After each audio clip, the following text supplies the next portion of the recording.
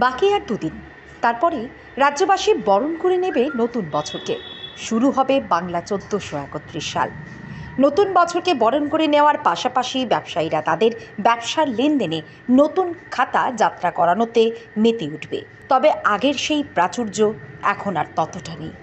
Computer ও প্রযুক্তির দুনিয়ায় হালখাতা অনেকটাই গুরুত্ব হারিয়েছে। হালখাতা শুধু হিসেব নিকেশের বিষয়ই নয়, এটি ক্রেতা বিক্রেতার মধ্যে সম্পর্কের সেতুবন্ধন হিসেবে কাজ করে। এটি একটি ঐতিহ্যগত পরম্পরা। পাওনা আদায়ের পাশাপাশি ক্রেতাদের আপ্যায়নের বিষয়টিও জড়িয়ে আছে হালখাতা ঘিরে। সেই রীতি এখন আর নেই বললেই চলে। তবু হালখাতার যাত্রা কিছুটা রয়ে গেছে।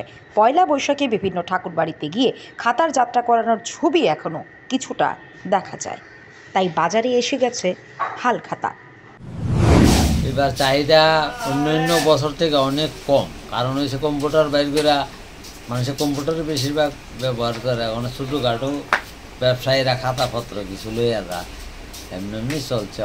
আগের মতো নাই, বুঝলেন? আমরা খাতা কোথাও কম, আর কম্পিউটারে আর কম খাতা প্রয়োজন নববর্ষের দিন লাগে। কারণ কম্পিউটার অনেক সময় মিষ্টি ছ বা নষ্ট টষ্ট তখন একটু বেদা লাগে। খাতার একটা প্রয়োজন সবসময় থাকে এই ব্যবসায়ী ক্ষেত্রে আর কি।